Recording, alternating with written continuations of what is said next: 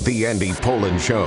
We got to go after this with everything we got, thinking they're going to come with everything they got. I'll start off by saying I'm bored, I'm broke, and I'm back. The Andy Pollin Show on ESPN 630 starts right now. It's only supposed to get up to 92 today, which, based on what we've had, will feel like 72. It's already been a pleasant day if you've been outside, and it's not supposed to be as bad as it has been. Tomorrow is going to be in the 80s. Bring a sweater. But looks like we're headed up to 100 next week. I'll be on vacation. You can deal with that. Remember 35 years ago when the Bo Nose craze was going on? It was 35 years ago tonight that Bo Jackson led off the All-Star game with a home run. And we'll get to that later in the show. We'll talk about the U.S. Olympic team playing last night against Canada. So far, so good. We'll see what happens as they continue to get ready for the Olympics. And some baseball yak. The Yankees won last night. The Orioles lost again, but it's setting up for a huge series coming up this weekend at Camden Yards. Orioles haven't looked so good last couple of nights. They left 10 men on base last night and were shut out by the Cubs. But you've got the Yankees who may be coming out of their slide. Who knows? A win last night in Tampa. And the Orioles are doing okay, but I think both teams are going to be active at the trade deadline. Yankees almost certainly. And you wonder, with the Orioles, what they're going to do. I mean, there aren't really many starting pitchers available, but they need all kinds of pitching help. So I would think that they'll make some moves, especially with new ownership and David Rubenstein running the show. But last night, first dress rehearsal for Team USA basketball. They had over 20,000 people in Vegas to watch this as Team Canada played Team USA. And not surprisingly, as they throw this team together the last 4 days, they were a little shaky out of the gate. Team USA missed its first 6 shots. They had 8 first-quarter turnovers, but they won the game 86-82. Anthony Edwards, who got some heat about this, he didn't start, but essentially said he's the man. Well, he was the high scorer last night. He had 13 points coming off the bench, and Anthony Davis had 10 points and 11 rebounds and 4 blocks as they look good against a team that some say could win the gold medal. U.S. is favored, but this is not going to be a cakewalk. This is going to be tough to do. It was also the first time that LeBron James and Steph Curry played together on Team USA. Curry was part of 2 world championship teams in 2010 and 2014, and LeBron won gold medals in the Olympics in 2008 and 2012. So they finally intersect. They played together last night, and after the game, chatted it up with Christina Pink. LeBron, gathering the team there at half court, what was your message to the guys there? Man, we know we're a lot better, but we only been together 4 days, so all the miscues, offensive with the turnovers and things, we'll get better than that with that, but it starts on the defensive end. And as long as we defend, we're going to give ourselves a good chance to win every night. Steph, you guys were able to settle in there as the game went on. What did you like about the way this group came together, especially there late in the game? The things we can control are effort, intensity, physicality. We've been talking about it since day one. So, like Brian said, we can work out the kinks and the timing on offense, but if we compete like that, commit to playing defense, we'll be fine against anybody. So that's good to build on right there. Ron, talk about the timing. I know you two have been looking forward to playing together in a competitive setting. We saw the lob connection in that third quarter. How did that come together? Just 2 guys just loving it. We love to play the game of basketball and try to share to each other. I missed him in the first half on a wide open 3 that I threw out of bounds. But he was able to connect with me on the lob. It's fun. We play the game at a high level, but more importantly, we just play the game that we love the right way, and that's the result of it. Steph, to say this team has some players is an understatement. As you guys get your groove going, as you go through exhibition play, how good can this team be? We just want to win gold. I mean, whatever that takes. So we always talk about no matter what your stats are, no matter how many minutes you play, like everybody on the floor commits to just doing what you're asked to do. We'll be good. I don't know if you got one more question, but it's my daughter's 9th birthday. Happy birthday, Ryan. I'm sorry I couldn't be there. We're here playing basketball, doing what we love. I miss you. Love you. Happy birthday. Thanks so much. Yeah, he can wish his daughter a 9th birthday because she's on the West Coast. This game started at 10:30 in Las Vegas. So I guess it wrapped up, 9:30 or so on the West Coast. So she was able to, I'm sure, be up, I think, 9 years old. You can stay up till 9:30 then. So anyway, it looks like LeBron and Steph will be in the starting lineup. Now, the big question is Kevin Durant. He's still dealing with a calf injury. Is he going to be healthy enough to play? Remember, it was the calf injury that led to the torn Achilles when he finished up his career in Golden State as he was trying to win a third championship. Managed to rehab from that, missed a whole year, had signed with the Brooklyn Nets. They waited for him for a full year to rehab from that.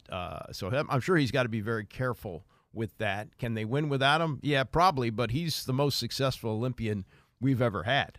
He is the Olympian guy, and they would like to have him. And Joel Embiid is going to be, I'm sure, in the starting lineup. So we know three of the positions, Steph, LeBron, and Embiid, and then a lot of things are in flux. And as Steve Kerr said, you really can't go wrong picking a starting lineup here. And as for what he saw last night. Good first game for us. We're really just getting started, 4 days of practice. You could see the rust on the offensive end. A lot of turnovers in that first half especially.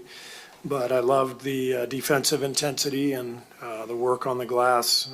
So it was a good first effort, and we needed to set a tone for how we want to play, and I think we did that. All right, secondary story to this, to their play, is the Kawhi Leonard situation. Now, some were wondering, well, what's Kawhi Leonard doing on the Olympic team? He's always had this load management thing. He's always hurt. He did sign a contract extension to play with the Clippers, but, you really want a guy who you can't count on physically? And sure enough, yesterday, he exited from Team USA. It's not exactly certain what the reason was. You did hear some stories about a sore knee and things like that. But Grant Hill, who's the head of all of this now, Team USA executive director, he said, we just felt we had to pivot and not to get into the particulars in terms of what went into the decision, but we felt it was in our best interest, but also in the Clippers and Kawhi's best interest to move in a different direction.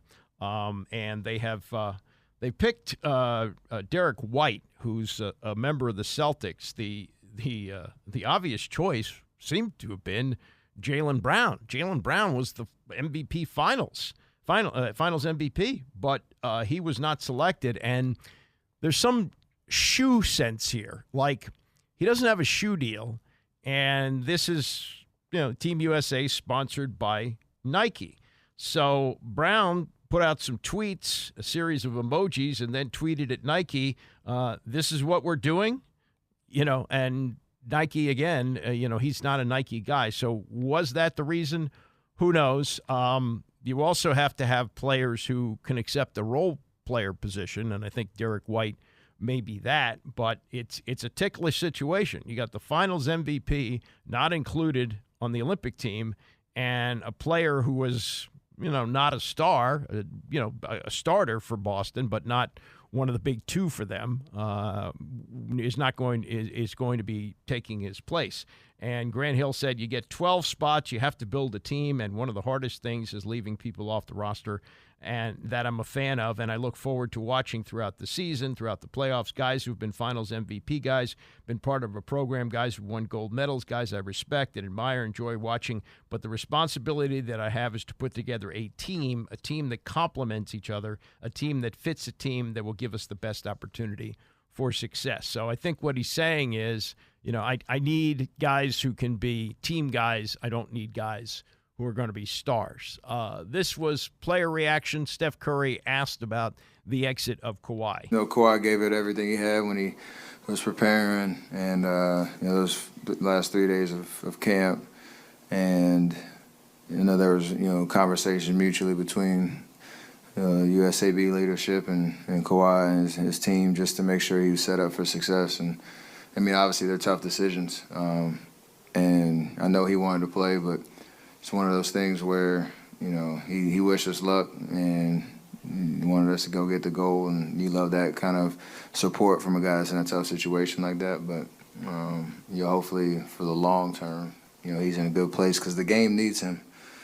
And when he's not out there, you miss an all-time great player. So we hope that he's ready for the season. And one of the things, too, about what was Kawhi doing there in the first place, when USA basketball included the NBA, when, we lost in 1988 and the decision was made in 1992 that we were going to send our best. It was like, okay. The rest of the world is using professionals. We're not using professionals, and we just lost with the team that was coached, you remember, by John Thompson in 1988. We're going to show you. And they put together the Dream Team.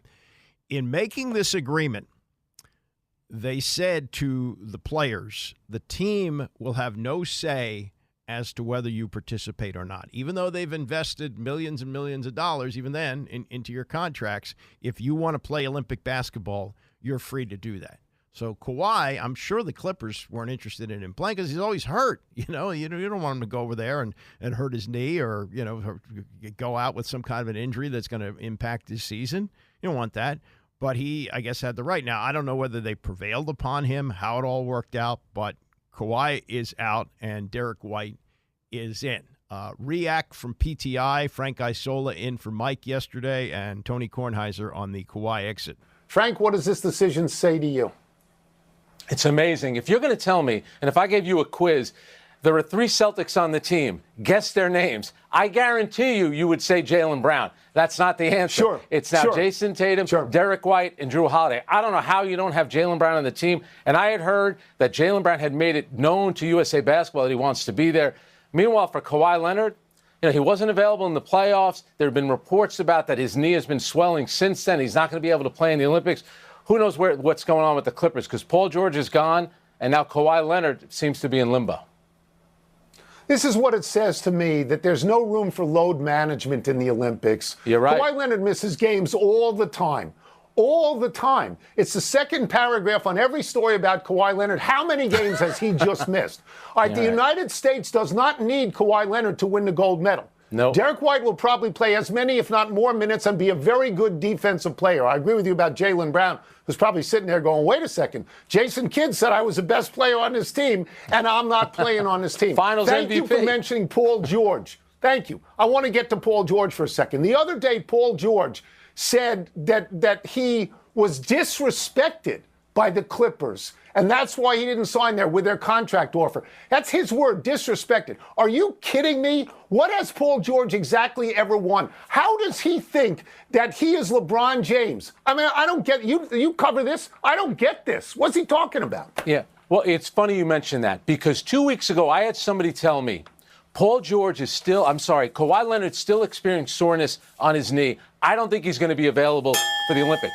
If I knew that, you don't think Paul George knows that when he's in free agency? I think he's saying, you know what, my career, I've never been to a finals. I need to go someplace where I have a chance to win. I think that's why he left and making it about being disrespected by the Clippers. And you're also right about the load management thing, because Grant Hill's made it known, I want guys that are going to play. This isn't a free trip to Paris. You're not going to be gifted a gold medal, except for maybe Joel Embiid in this case. And I think that's why he said, no, we're not taking any injured players. You got to be healthy to go.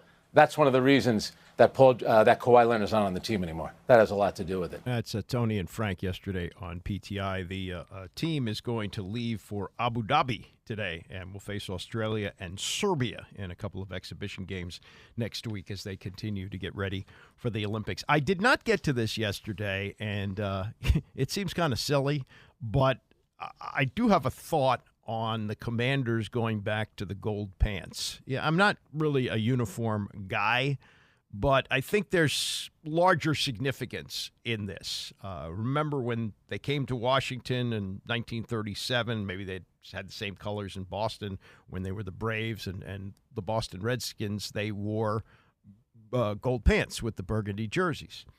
And they stopped wearing the gold pants after the 1978 season. They changed to the uniform that they wore during the glory days of Joe Gibbs. You know, they had the white jerseys and the burgundy pants at home and the burgundy jerseys and the white pants on the road, which they rarely wore because most teams wear the color jersey at home. So most of the time you saw those teams, it was the white jersey and the burgundy pants.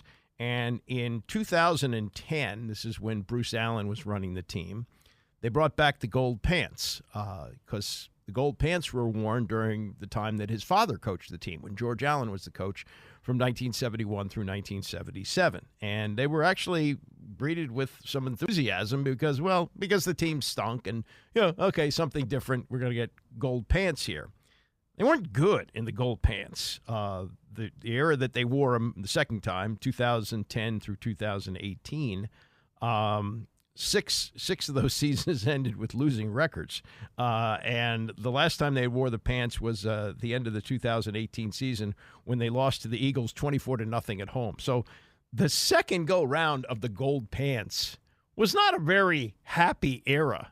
So, it's kind of interesting to me anyway that this was the nostalgia that they chose to bring back when, they heard from fans that they wanted some kind of a uniform change. Now, the new uniforms stink. There's no tradition to them. The new ownership didn't have anything to do with it. This was all part of the stupidity that was done at the end of the Dan Snyder era with the dopey Letterman jackets that he and his wife wore as they announced the name Commanders and the 22222 stuff, all that stuff. But it for the younger people, and I say younger, people younger than me, there's no real great winning nostalgia attached to the gold pants. According to this list, according to the database, Washington is 130, 114, and 3 in gold pants since 1969. Yes, since 69, but that includes a Super Bowl appearance under George Allen and I think 3 other playoff appearances. They were good in those days. The recent history, as I say, 9 seasons, 6 of which ended in losing records, and the final time they wore them was a 24-0 loss to the Eagles. So I'm all in on bringing back some things for Washington. I think they've done a good job of reconnecting with the alums who are all disgruntled with the Snyder era. You now see John Riggins out at games, and Darryl Green is going to have his number retired, which should happen. Things like that. They've been good about that. But I just wonder, for someone who's under the age of, say, 50, maybe even 60, there's really no great period that you look at the gold pants. Now, 2010 would have included the 2012 season when RG3 was in them, so we did have that one little blip across the radar of that great season. But by and large, they have been losers in those in recent years. So I kind of wonder about that. But I will say this, again, not being much of a fashion person, but I do look at the uniforms that they are going to have with the it's not really a burgundy, it's more like a red jersey, but with the gold pants, it looks closer to the tradition that they had back in the 1970s. So. I hope that, as I've said many times, I hope that the name Commanders goes away. I think they should be known as the Washington Football Team, and that's what it should be moving forward. I don't think they can come up with a name that will ever replace Redskins, and we all know that they can't go back to Redskins. That's just not going to happen. Coming up, Deion Sanders says there's a different standard for him. Oh, really? It's the Andy Pollin Show, ESPN 630. The Andy Pollin Show on ESPN 630, the sports capital. So is Brandon Aiyuk going to work out a contract extension with the 49ers, or will they trade him maybe to where he wants to go, to Washington? We'll get into that in about 20 minutes. Albert Breer, who covers the NFL for SI.com, was on Rich Eisen's show yesterday, has some thoughts on that. Also, his teammate, George Kittle, weighed in on as well. We'll also do some baseball.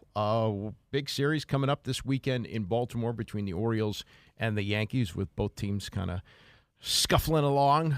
Yankees did finally win last night. Orioles shut out by the Chicago Cubs as they try to avoid getting swept tonight. We got the game for you here. So they've been having these media days, and the Big 12 Media Day going on in Las Vegas. And Colorado coach Deion Sanders was there.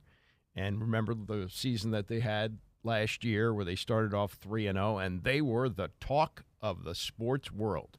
People were freaking out about how great a coach Deion Sanders is. And look what he's done. He turned around a team that won one game the year before. Nobody's gone to the games. Now tickets are impossible to get. Celebrities are showing up on the sidelines, yada, yada. And then they kind of collapsed down the stretch. They lost their last 6 games. So now into year 2, Deion is asked at Media Day yesterday this question. Do you feel an obligation with whom you are to perform at a higher level or coach at a higher level? Yeah, yes. Yes, I'm judged on a different scale. My wins are totally different than your wins. Your wins, you just judge in football. That's why I have to start out and give you education and academics and so forth. I have to give you those things so you understand there's a greater scope. I can't win 9 games and our GPA suffers. Our GPA can't be high, but we lose another 8 games. We can't not go and grab high school players and you got a bunch of guys in the portal, out of the portal that's getting incarcerated. My wins are different. We have to win in every area. That's the way we're judged. And I'm cool with that because we come a little different. So the expectation is greater. But it's not just football. It's been like that all my life. I've always had a greater expectation for myself. So the expectation you have for me would never outweigh the expectation I have of myself. That is complete nonsense. Nobody knows, nobody cares what the GPA is of the Colorado football team. Nobody's talking about that if you win 8 games. Nobody's mentioning that. In fact, last season, this is indicative of the way things are. And frankly, the way they should be, because these guys are professional athletes. They're employees. So let's stop with the nonsense of student athlete. But Deion Sanders, his son, who's in his 4th year in college, he played 2 years at Jackson State, and now he's playing at Colorado. He attended his first class. Not that he's not doing classwork. I guess he can, attend virtually for whatever he wants to do. He can do that now. But he attended a class, and that created a sensation. I don't know what kind of student Shador is. Maybe he's a 4.0. I don't know. But it has nothing to do with that. It's exactly what his former coach said. When you talk the talk, you got to walk the walk, and you got to win. And remember, he arrives on campus, and he basically tells everybody to leave because I'm bringing my own luggage, and it's Louis Vuitton. He's got some funny lines. He's a great promoter. But he won at Jackson State because he's able to raise a lot of money. He can do that in wherever he goes because of his profile and his personality. He's a great salesman, and he makes people laugh. He's a great entertainer. But let's stop with this nonsense of people judging you differently. It's your GPA for your team doesn't mean anything. Doesn't mean a thing. Nobody's focused on that. And players getting arrested, well, he wasn't arrested, but his son is in some pretty deep hot water. Not the quarterback's son, the other son who plays defensive back. He was involved in something in this phony baloney school. Speaking of academics, a phony baloney high school that Deion put together, which collapsed once people realized, no, there's no real academics going on here. And that's when he wound up at Jackson State. But his son allegedly assaulted a security guard at the school and sued. The security guard sued. The son didn't show up and now got a judgment. It was like $10 million or something like that. And he's trying to declare bankruptcy. Come on, let's stop with this. Oh, I've set the standard so high and I get judged differently. No, you don't. You don't get judged differently. And sooner or later, you're going to have to win. And people are going to delight in beating the crap out of you when they can, like Oregon did last year. And the coach said, we're about wins. They're about clicks, meaning, social media clicks. And they are all over social media. The other, Deion Sanders Jr., films everything. They put it up on, various sites. And that's, part of the success of the program, keeping it as high profile as they are. But as CBS noted this spring, 61 of the high school recruits and transfers that signed last year in 2023 no longer on the roster. And that overhaul arrives 1 year after just 10 scholarship players from 2022 returned to the team for the debut season in 23. That's because he told them all to leave. 10 of them stayed behind. So they're picked this year to finish 11 out of 16 teams in the conference in the Big 12. They go from the Pac-12 to the Big 12. It's hard to keep up with this stuff, but teams are changing conferences all the time. Fact is, they're not going to be very good. And if you're going to run your program like this, where you're just bringing people in, trying to see if they fit in, if they don't fit, they leave, you're not going to have any continuity here. I know the transfer portal has had a major effect on college football and college basketball, but you got to have some core of players. And if you're just bringing in new guys every year, I don't know how you're going to do that. The offensive line was terrible last year. His son, Shador, got sacked like 60 times. And he may be a great quarterback. He may be the number one pick of the draft. But let's stop this nonsense here of Deion playing the victim here that, I get judged differently. Well, you put yourself out there like that. You do the talking like that and telling teams that are beating you, hey, enjoy it now because we're coming. Well, let's see, because you brought in a whole bunch of players last year that you hoped you'd build your program with, and more than half of them left, 61%. And I don't really know how great the program is. It was a lot of fun back in September, but once the weather started to turn a little bit, so did your program, and your program wasn't very good.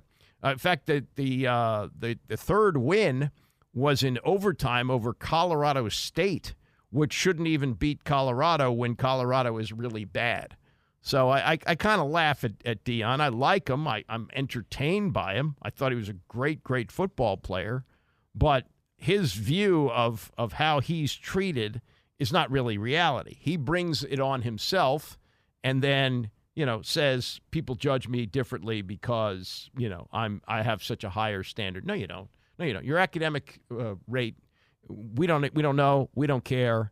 And we know when you opened up a school, and I put that in air quotes, a school in Dallas, it was a colossal, colossal failure. And because you succeeded at Jackson State, and all credit for that, I mean, that's a tough place to go to, and good for him for wanting to get his start at that level. But, telling 60 Minutes, and he was on 60 Minutes like twice last year because he brings eyeballs, saying that he would never leave Jackson State, only to leave Jackson State when he got the offer to go to Colorado. And good for Colorado for hiring him because he did a lot for the bottom line for that school. Nobody was going to the games.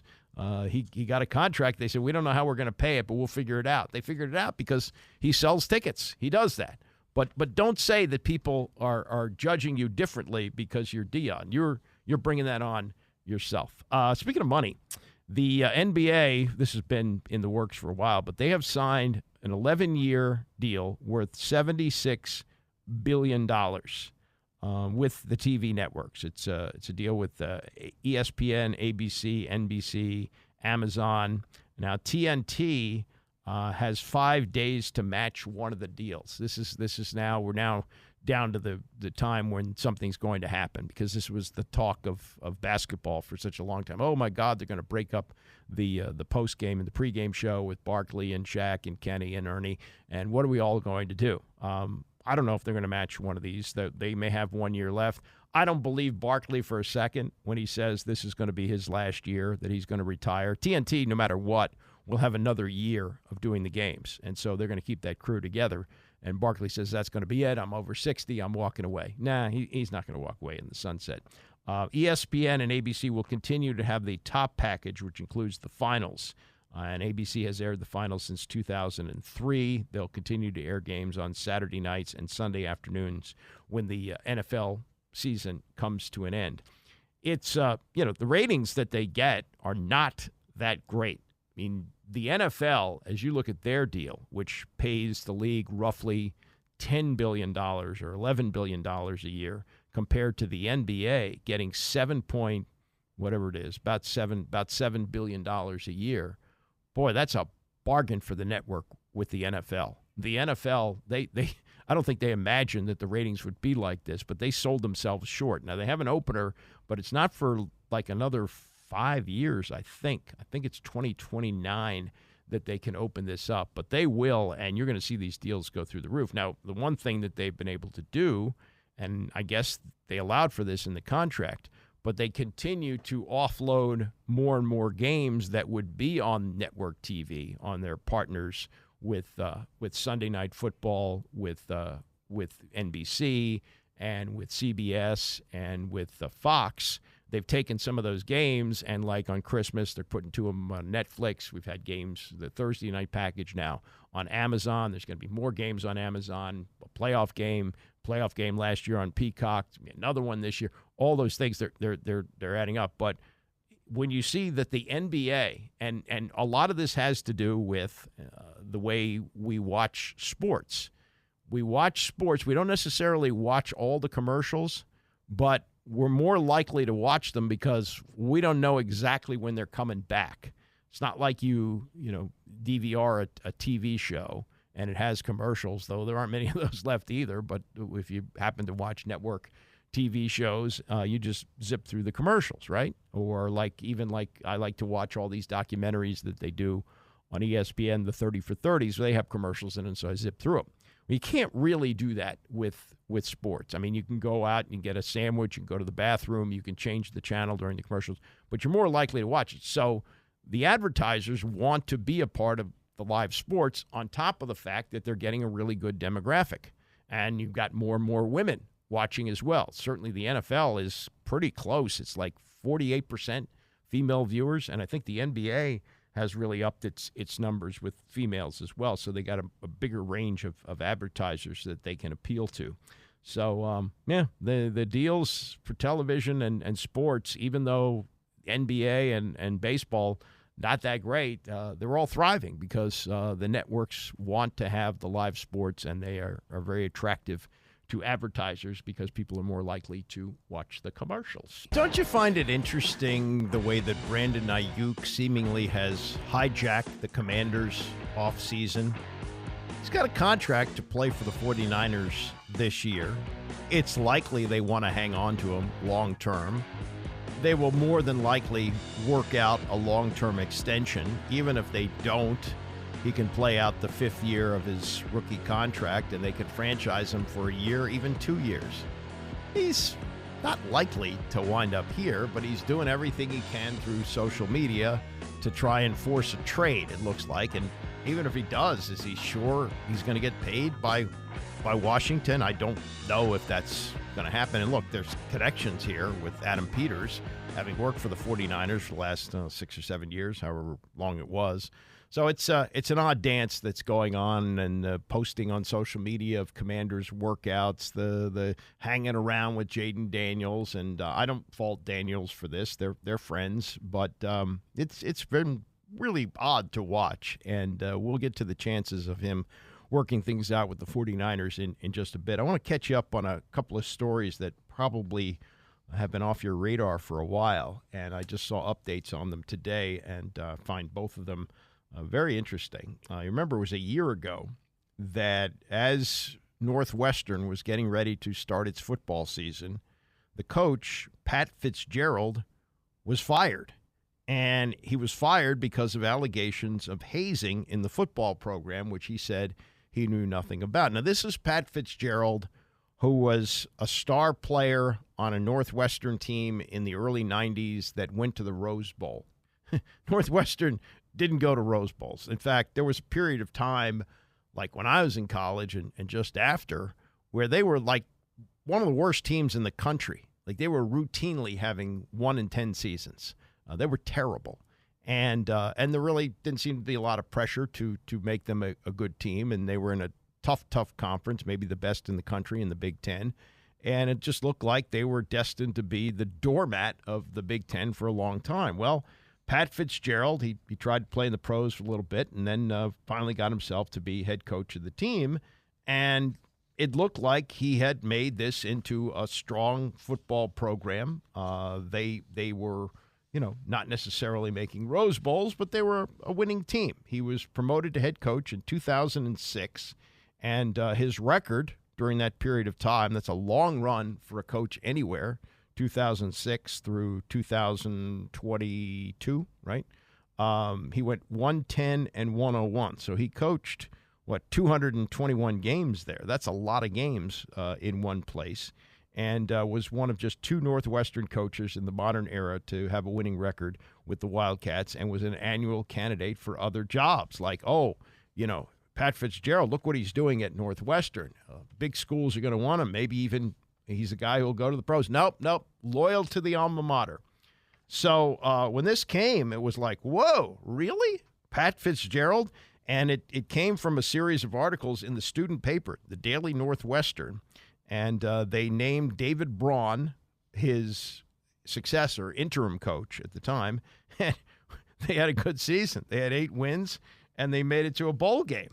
And, this was a team that was coming off, some really bad seasons under Pat Fitzgerald. They went 4-20 over his last 2 seasons and 14-31 over his last 4, which would have included the COVID year. So everybody thought, oh, my God, the turmoil that they've gone through in the program, and now you got an interim coach who's throwing it in there at the last minute. Well, he did a really good job. They were good this year. So now there's the legal stuff on this, and this is what I want to follow up with. We've now had 9 more former players who have filed lawsuits against the school. That's now 40 players seeking damages from hazing in the football program. And Fitzgerald himself, he's filed a $130 million lawsuit against the school, saying that he didn't know anything about the hazing. Well, I don't know if that's an excuse. I mean, you're the head of the football program. You're in there day in and day out, and you don't know what's going on. I find that hard to believe. But okay, he's looking for the money that he's due on the contract that they terminated. Obviously, they terminated him with cause. And the thing is, this is not supposed to get to the courts until November of 2025. So we got, 16 months until that happens. And who knows, I think what they're looking for is a settlement here. And if Fitzgerald wants to coach again, I don't know whether that's going to be possible. I think more than likely he's going to have to start at the NFL level. He's a former linebacker. I think he could probably get a job as a linebackers coach, something like that. But this is going to stretch for quite a while. They say the litigation could extend well into 2026. It's going to go a long, long time. And, I don't know how you feel if you're a Northwestern fan. I think, off of what they had last year, you got to feel good about David Braun. But with this hanging over the school and all the other things that have gone into it, and the way that Pat Fitzgerald is now viewed, and again, maybe it goes back to the old OJ thing. We don't really know these people. Like, Pat Fitzgerald was a hail fellow well met. He was on all the shows, and all the Northwestern alumni were very cozy with him. He was on Mike Greenberg's show all the time. He went to Northwestern. Mike Wilbon, who's a trustee at the school, he was very close to Pat Fitzgerald. They all loved him, and he was very good about doing these interviews and chumming up to them. Now it's just crazy. So that's where we are right now. We got a $130 million lawsuit filed by Fitzgerald. We got 40 players seeking damages from the hazing, and the reason that Fitzgerald says he's innocent here is he didn't know. I don't think that works anymore. I think in the post-Paterno era, that doesn't work. We had something, I think, more egregious. I mean, not that hazing is there's any excuse for it, but the horrors of the Sandusky era at Penn State, which, led to the firing of an even more revered coach, maybe the most revered coach in history, in Joe Paterno. Now you have the Fitzgerald situation, which I don't think, helps him in any way with what happened at Penn State. So there's that. And then there's this one. This is maybe this is not something that you paid a lot of attention to. It didn't get as much play as the Fitzgerald story, but this goes back to last winter, where there were 3 Kansas City Chiefs fans who had watched a game at a friend's house, were found dead in his backyard. It happened after a playoff game at the end of January, and they say that the 3 men were found dead, all in their 30s, mid-30s. Toxicology reports say they had a mix of fentanyl, cocaine, and THC in their systems, but their families have not been told an official cause of death for nearly 6 months, and they want to know what's going on here. This is a very bizarre thing. I mean, what were they doing outside in the bitter cold? And were they taking these drugs when they were watching the game, or were they drugged up? Who knows? These guys had hung out together for a long time. They've been pals for years, and for 2 days, the families of the victims tried to contact them, couldn't get in touch. Finally, one of their fiancés broke into the house. This is January 9th, so this is now, but I guess, no, this was after they watched a regular season game, excuse me. So this was an early January game. So just a couple days later, and they found a body on the back porch. She called police to request a welfare check, and they found 2 more frozen bodies in the yard. So they're still looking, and there may never be charges filed in this. Maybe there are no charges to be filed, but this is really one of the most bizarre things that I've ever heard of. How many times have you gotten together with your buddies to watch a game? And in this case, we had 3 guys found dead outside their home, frozen to death with, the toxicology reports with drugs in their system. Very, very strange stories, both of them. All right, to the Brandon Aiyuk situation, where he is looking for a contract extension. We've had the Justin Jefferson contract, which sets the bar at $35 million a year. I'm sure because wide receivers all think of themselves as the best. That maybe Justin Jefferson is, but don't tell Brandon Aiyuk that. So he's not only negotiating or not negotiating, but he's also making it known that he's not happy. And even on that Instagram post where he talks to Jaden Daniels, he says, they don't want me. Well, that's not true. They do want him. They just haven't signed him. Albert Breer covers the NFL for SI.com on yesterday on the Rich Eisen Show, explaining where things stand right now and why, if you're a 49er fan, you shouldn't get too worked up about it. I would just remind people that things were a lot uglier with Deebo Samuel. You don't remember this, but 2 years ago, things were much uglier with Deebo. If you remember, the argument at the time was he doesn't want to play running back. I would point out that in the 2 years since signing his new deal, he has averaged more carries than he did the year before signing the deal. So, for all that stuff, and you remember that noise, right, Rich? Oh, yes. Where it was like how ugly that got. I don't want to do this anymore. And now he's carried the ball more since than he did that year. So I think this is a solvable issue because I know what the Niners' intention is. And the Niners' intention is to sign Brandon Aiyuk long-term. And they've been down this road before. They obviously went down it with Nick Bosa last year, Deebo 2 years ago. They've found a way to get these things done. And the fact that as our buddy Mike Silver reported a couple of weeks ago, they've made offers that are over $25 million per year, tells me they're willing to go the extra mile. Now, does that mean that it's not complicated, that Justin Jefferson got 35 and CeeDee Lamb's still out there? And, does Brandon want to wait for CeeDee Lamb's situation to clear up so maybe the market moves more? And of course, all of that, you can't say that doesn't complicate it. Of course it complicates it. But I do think the Niners believe their number one receiver right now is not Deebo Samuel. It's Brandon Aiyuk. And so, I think the guy that if they had their druthers, they would keep between those two would be Brandon Aiyuk. I think you can see that intentionality and the money they put in front of him. And I think ultimately they will wind up getting something done with Aiyuk. Yeah. So again, it's the waiting game too. Maybe they're waiting on the CeeDee Lamb situation. Now, as far as the team view of this, George Kittle, tight end, he's got his money. He's paid. And he's, kind of watched this show. He's been there with the 49ers a long time. So he's watched this show unfold, and his thoughts as a player, pretty much similar to what you heard from Breer. I think if you look at, my career being a 49er and the way most of the contracts have gone, I didn't get signed till the second week of training camp.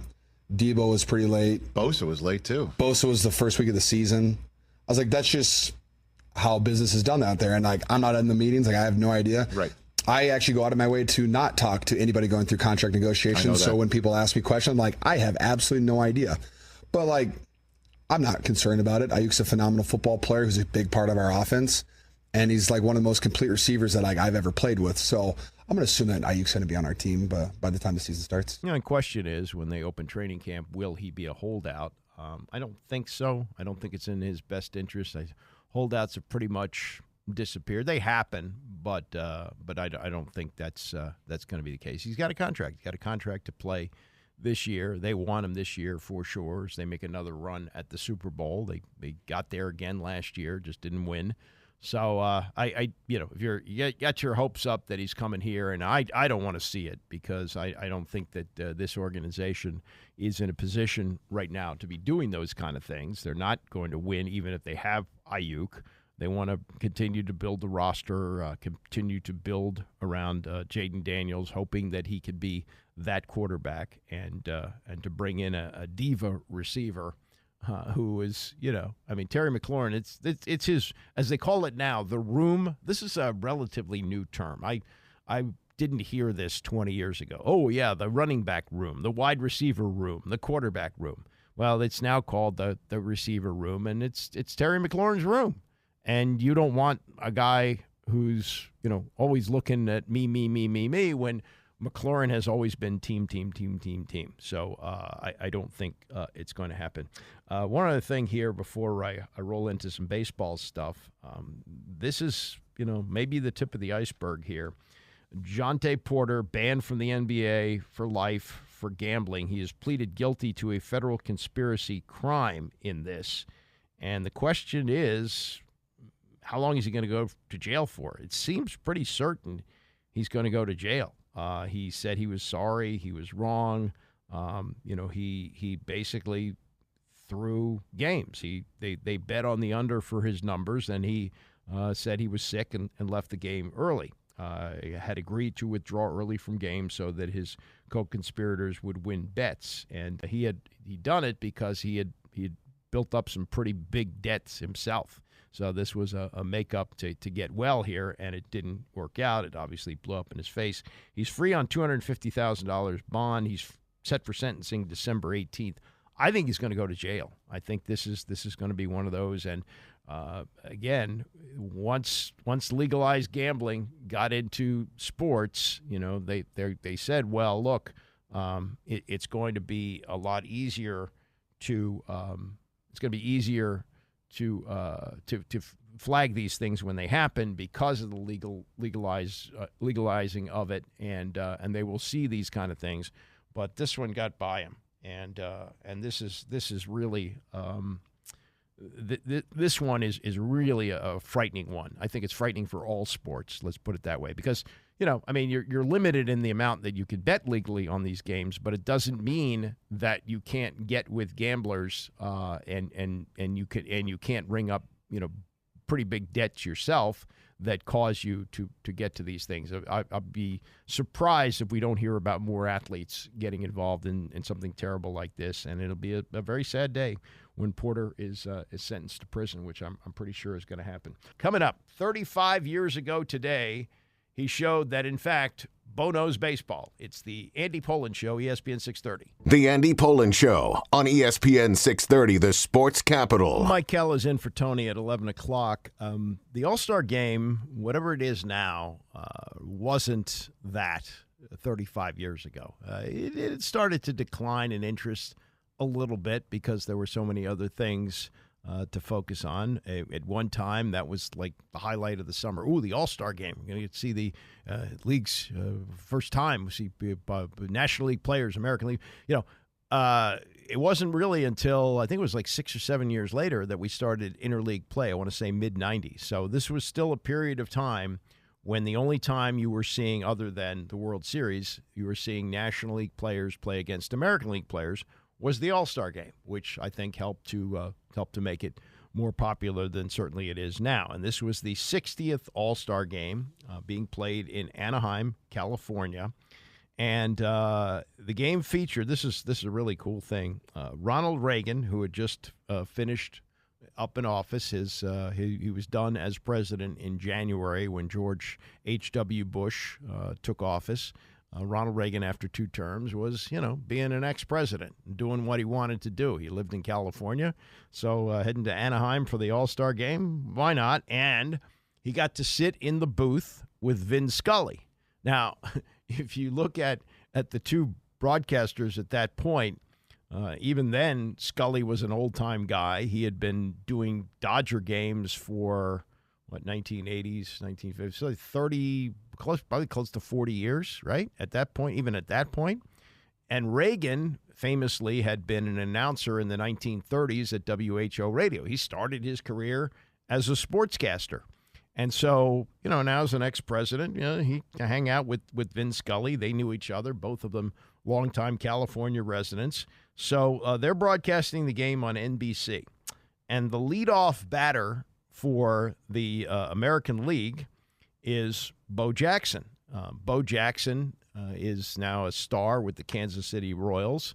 He had famously said no to the NFL, even though he was the number one pick of the Tampa Bay Buccaneers, because they had lied to him. While he was in college at Auburn playing his senior year of baseball, they told him that it wouldn't be against NCAA rules if they brought him in on a physical on a private plane. He bought it. He went in, took the physical, came back. His coach said, "Sorry, Bo, you're ineligible. You've broken NCAA rules." And Bo said, "Well, that's it. I'll never play for the Buccaneers, and if they draft me, I'm going to play baseball." Nobody believed it. He took a lot less money, played for the Kansas City Royals. But after playing for a year with the Royals and not playing football, Al Davis said, what the hell, because he went back in the draft for the following year for the 1987 draft, and or for the draft for the 1987 season. And what do you know? He says, oh yeah, I'd like to play football as a hobby. So he had now played 2 years of football for the Raiders. Was pretty good. He had the year before. He had 950 yards playing 11 games. He would finish up the baseball season and go play football. So Bo Jackson was a big deal. Plus, there was a commercial that we'll get to. But anyway, he's the leadoff batter for the American League. And this is what happens as the great Vin Scully and Ronald Reagan are broadcasting the game. And as Bo Jackson comes up, we talked about Ozzie Smith and you wearing a Cardinal uniform. And Jackson wears baseball and football, and you did football. Yes, I played the Gipper, but I also played for real in a much earlier time. But that Bo down there, that's a pretty interesting hobby he has for his vacation. When baseball ends, he winds up playing football. I don't know if there's ever been anyone doing it. Hey. He's remarkable, and look at that one. Bo Jackson says hello. Woo.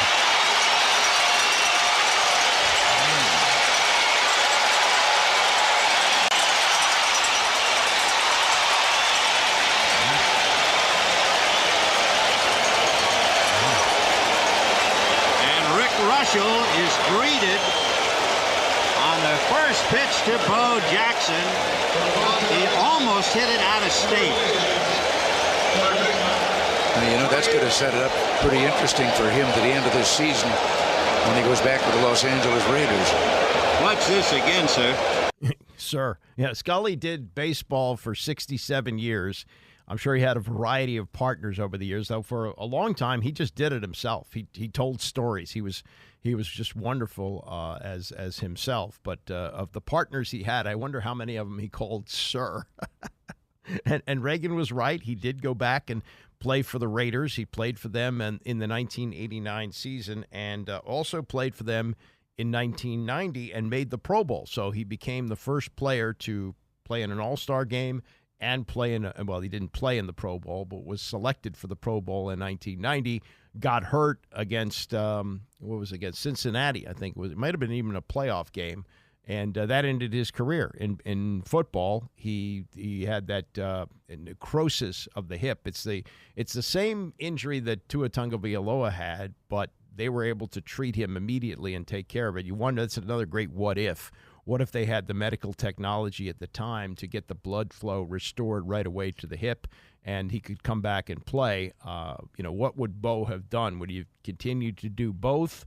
Would he have just stayed with baseball? I think if he played just baseball, he would have been a Hall of Famer. He would have been a Hall of Famer in either one if he'd done each of them individually. But instead, he did both of them, and that's why many people looked at him, including Dick Schaap, as the greatest athlete of all time. And when they voted for the greatest athletes of the 20th century, I believe Schaap, who did his biography, rated him number one. He was, and you could easily make an argument that he was the greatest athlete of all time because he was that good in both sports. And it led to this. I don't think you can buy shoes like this anymore. You either have running shoes or tennis shoes or basketball shoes, but they were marketing, and Nike was, what they called a cross trainer. It was a shoe that you could use for anything, including running. So this was the commercial that aired at that time with Bo Jackson, and great timing because after he hit the home run, the inning after it, between the innings, after they had that at bat, between the first and the second, this is the commercial that aired. Bo knows baseball. Bo knows football.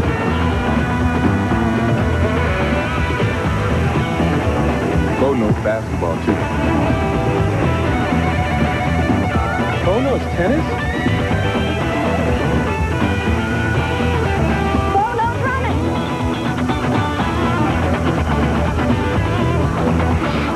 No. Bo knows cycling. Bo knows weight.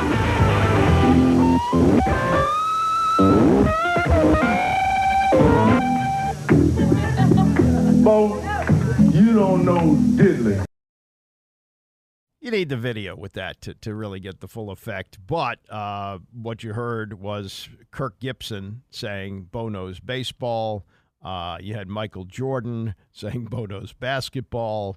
John McEnroe knows tennis. Joan Benoit running. And then you see Bo Jackson in this black L.A. Kings uniform slamming somebody into the boards. And Wayne Gretzky just goes, no.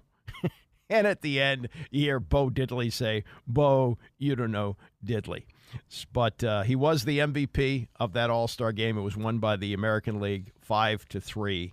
And, of all the All-Star moments, that's probably in the top 10, I would think. I would think of all the games that have been played, that is one of the most memorable things that ever happened. Bo Jackson hitting Rick Russell's first pitch. And you see, if you've seen the video, there's like a tarp over a center field area. Like, balls just don't go there. It was dead center field in Anaheim, and he just crushed it. And he was arguably the strongest player who ever played. And that night, 35 years ago tonight, he lit it up in the All-Star game. And really cool to hear Ronald Reagan and Vin Scully broadcasting the game. Got a couple of minutes here to finish up with this. Maybe we should explore a little bit what's happening with the Nationals. There've been periods of time here where you say, okay, things go right. Maybe they pick up a player, and you don't know what you're going to do in the postseason. Pretty clear they got to be sellers now. And they lost again last night, losing to the Mets 6-2. The Mets may have been resuscitated a little bit here. They're in contention very much for a wild card. And remember, last year at the end of the season, Steve Cohen, they sold everybody off. They just got rid of as much as they could. They I'm sure they had to absorb a lot of payroll, but they've gotten themselves now to 46-45. They're game over 500. So they're right in there. Pittsburgh is in the mix as well. St. Louis, 4 games over 500. They're in it. So the wild card race in the National League probably is not going to include the Nationals. And the question is, what can they get in terms of prospects? What will they see out of these younger guys for the rest of the year? Wood going last night, didn't get a hit, so his average is down to 250. But I think they've seen enough of him so far that they're pretty confident that he's here to stay. He's only 21 years old. They batted him second last night, which I found a little bit interesting. But I think he's probably going to settle into the number 3 spot. Do they have the long-term answer here with Keibert Ruiz as catcher, or should they maybe be trading for a catcher who they think, maybe Ruiz is somebody who he's got a contract extension, but it wasn't an outrageous one. Like, he signed a $50 million deal, but he's hitting 224.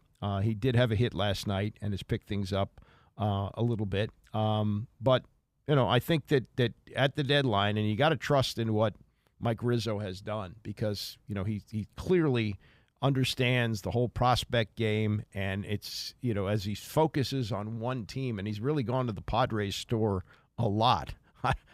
I don't know if the Padres are going to be necessarily taking his calls, but look at how he's rebuilt the organization, and he's made trades with the Padres before. He's picked up some pretty good prospects from them as well.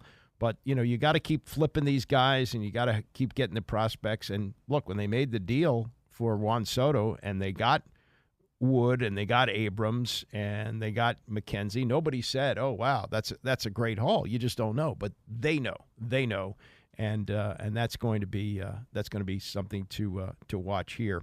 The other thing about here's a story about the ex-Snat. Bryce Harper bruised his hand last night and sat out the game. He's starting to have a lot of injuries. And, he's been playing first base. It might be best if he moves to DH. He's a fan favorite in Philadelphia. They love him. And the Phillies, are the first team to 60 wins. They're 60-32 on the year. Looks like they're going to pretty much run away with the NL East. But, Harper, they've talked about, even with the contract that he signed, the $325 million, they're talking about giving him more money. They don't have to. He signed a deal, and it's a no trade. He does not have an option to open it up. He wants to stay there. He wants to stay in Philadelphia. The question is, do they want to keep him at first base or protect him more as a designated hitter? And will he finish his? Because that was some of the thinking when he went there as well. He was an outfielder. More injuries there as well. It hurt his arm. And that they felt like, well, eventually there's going to be a universal DH in baseball. And I think that was the thinking when he got there. Now they moved him to first base. I'm sure he, likes to be involved in the game more than just DH. But again, injuries continuing to mount up, and I think that's something that they have to look at. But anyway, Nationals will finish up the series today, 1:00 against the Mets, and then they go to Milwaukee for 3 games. Brewers leading the Central Division at 54-39, and then you'll only have 2 weeks, right? August 1st is the trade deadline, and I would think that they're going to be sellers. So that's that for one day. Mike Callow again sitting in for Tony coming up next, and Tony will be back tomorrow. I am doing my last day of the week tomorrow, as anyone is on Friday, and then heading off on vacation next week. But I will be here tomorrow. Callow in next. See you tomorrow at 9 a.m.